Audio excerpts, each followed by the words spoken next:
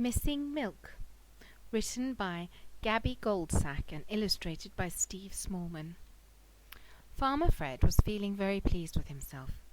"I'm not one to boast," he told his wife Jenny, "but I'm sure my singing is doing Connie Cow a world of good. She's grown very plump around the middle, and she's giving me buckets of milk."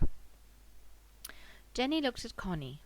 Do you suppose she could be? But Farmer Fred was too busy singing to listen. The next day, as Connie waddled towards the milking shed, the other farm animals gossiped among themselves. "Sure she's getting fat," clucked Hetty Hen. "You don't suppose that she's having a baby, do you?" asked Harry Horse. The animals began to chatter with excitement. A week later, Farmer Fred wasn't feeling so pleased with himself. "Connie's run out of milk," he moaned. "Perhaps I'm singing the wrong songs." He closed his eyes and burst into song. Connie mooed loudly. She wished Farmer Fred could be quieter. "Old MacDonald had a cow, but not as good as mine, for Connie's creamy milk is best, and always tastes real fine." "I just don't understand it," said Farmer Fred. "Where has all her milk gone?" The animals tried to tell Farmer Fred that Connie had a new calf, who was drinking all Connie's milk. But Farmer Fred just looked puzzled at all the noise.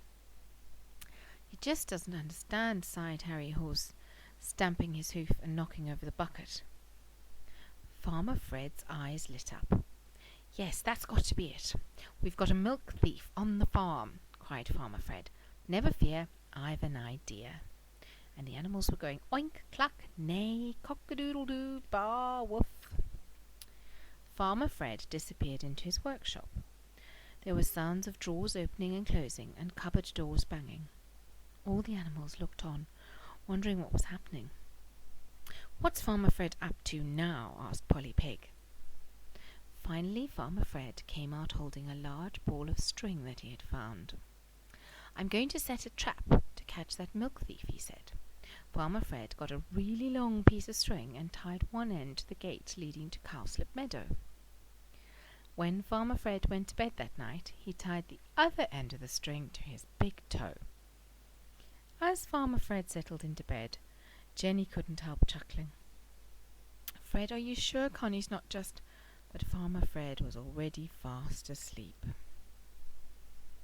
He'd only been sleeping for a few minutes when he felt a tug at his toe. "Thundering turnips!" grunted Farmer Fred, hopping out of bed. He peered through the window, but it was only an owl perching on the string. "Get off my string!" shouted Farmer Fred, wiggling the string. Soon there was so much noise that everyone woke up.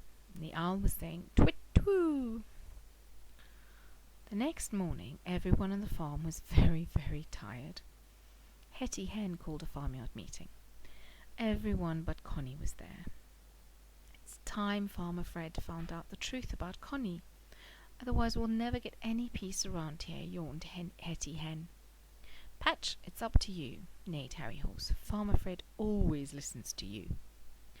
That night Farmer Fred stood guard with his pitchfork in Cowslip Meadow.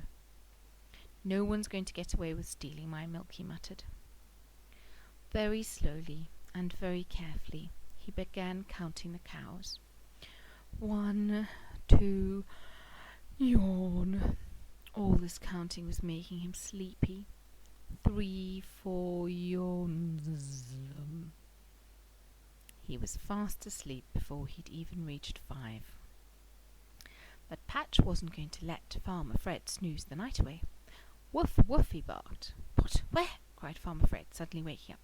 "Woof, woof!" Patch set off up the field, barking over his shoulder at Farmer Fred. "Do you want me to follow you, Patch?" asked Farmer Fred sleepily.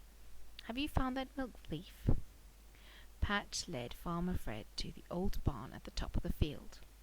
Farmer Fred shone his torch around the barn, and there in the corner was Connie. Beside her was the milk thief, a beautiful baby calf. "Ah, you've got a little calf to feed," cried Farmer Fred. "No wonder you had no milk to spare, Connie." The next day Farmer Fred was feeling very pleased with himself. "I'm not one to boast," he told Jenny, "but but I just knew Connie was going to have a calf. After all, she was looking very plump. Jenny and Patch looked at each other and rolled their eyes. Harry, Hetty, Polly, Shirley, and all the other animals smiled happily. Now perhaps they could all get some sleep. The end.